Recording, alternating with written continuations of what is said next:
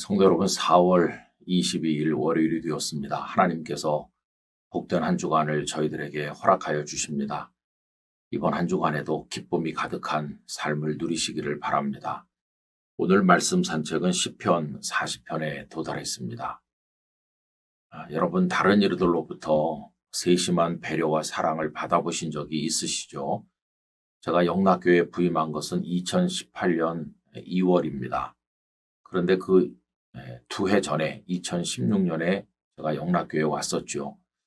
처음 설교를 한 것은 4월 달에 권사회 원래회였고, 그리고 그해 8월 달에 있었던 제2차 산상기도회 강사로 영락기도원에 왔었습니다.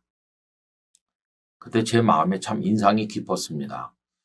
영락기도원에서 산상기도회가 열리는데 저를 태워주시기 위해서 차를 준비하셨는데 그 차를 타고 나서 제 마음에 내심 놀람이 있었습니다. 왜냐하면 그 숙소에서 영락기도원까지 그리 먼 거리도 아니었죠. 한 10분 조금 더 하면 갈 수 있는 짧은 거리인데 타서 보니까 여름이라고 시원한 물이 준비되어 있었고요. 또 물뿐만 아니라 다른 주스 종류도 준비가 되어 있더라고요. 그리고 또 손을 닦으라고 하면서 냉장고에 넣어두었던 시원한 물수건이 준비되어 있었습니다. 지금까지 여러 교회를 가봤지만 강사를 태우는 차에 그런 배려가 있는 곳은 영락교회밖에 없었어요. 그 전에도 없었고 그 이후에도 없었습니다. 가끔씩 다른 교회 가보면은 차를 태워주시는 분이 냅다 음악을 틀어놓거나 또 혹은 뭐 여러 가지 널어놓은 채로 강사를 태우는 분들이 있어요. 나는 조용히 가고 싶은데 그분은 강사에게는 신경을 전혀 안 쓰고 자기 음악을 틀어놓고 진짜 차만 태워주는 거죠. 세심한 배려가 없어요.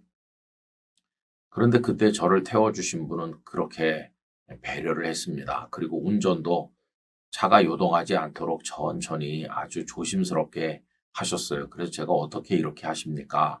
라고 물었더니 사실은 당신은 그때 처음 하는 거고 그 앞에 전임자에게 철저한 훈련을 받았다고 했습니다. 그러면서 여러 장에 걸쳐서 그 전임자께서 강사를 태울 때는 이런 준비를 하고 이렇게 운전을 해라 하는 걸 적어주셨다고 그래요. 여러분, 그런 교회가 영락교회 말고 또 있겠습니까? 제가 가는 데마다 자랑도 했고 그랬어요. 그 전임자는 다름 아닌 윤재기 은퇴 장로님이시고 그때 저를 처음 태웠다고 하시는 분은 손동호 장로님이세요. 이제 손 장로님도 또 다른 분에게 이제 넘겨주셨는데 정말 강사에게 대한 세심한 배려죠. 그 이후에 저희 교회 강사로 오시는 분들이 저와 똑같은 느낌을 받으시는 것 같습니다. 여러분, 상대방이 요구하지 않아도 세심하게 생각하면서 배려하는 거 정말 감동을 주는 거죠. 그런데 배려하고 사랑하는 걸로 치면 하나님 같은 분이 없으십니다. 하나님께서는 얼마나 우리에 대해서 배려하시고 사랑하시는지 우리가 우리 자신을 사랑하는 것보다 더 많이 사랑하시고 우리에 대해서 속속들이 다 알고 계셔요. 그래서 하나님께서는 최고의 사랑을 우리에게 주시는 분이십니다.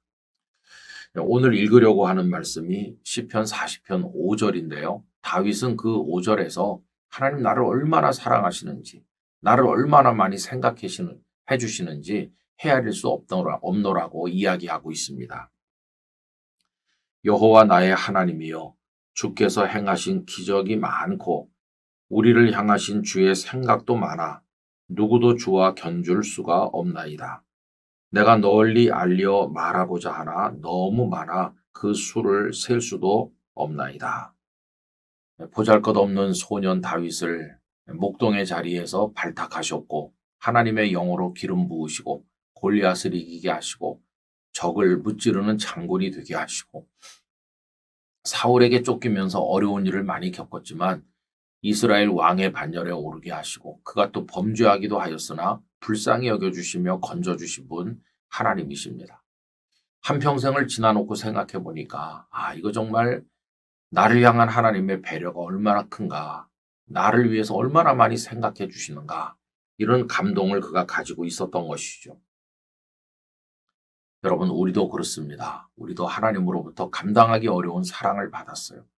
하나님은 하나하나 우리를 생각하시면서 다 준비해 주셨고 인도해 주신 것입니다. 그런 사랑을 받아서 오늘 우리가 여기까지 온 겁니다. 그렇다고 한다면 이제 우리가 할 일은 뭘까요? 하나님께서 나를 기쁘게 하기 위해서 이렇게까지 하셨으니까, 그러다가 마지막에 독생자까지 주셨으니까 이제 우리가 할 일은 나는 어떻게 하면 하나님을 기쁘시게 할까? 이거 생각하는 겁니다. 다윗은 그걸 생각하다가 하나님의 언약궤를 다윗성에 모시기도 하고 또 성전을 지을 생각도 해서 비록 그 아들의 손을 통해서 지었지만 모든 준비를 완벽하게 갖추지 않았습니까? 이게 하나님의 놀라운 사랑을 받았기 때문에 자신도 하나님을 기쁘시게 해드리려고 하는 마음에서 나온 것이었어요. 바울 사도도 이렇게 충고하고 있죠. 에베소서 5장 10절.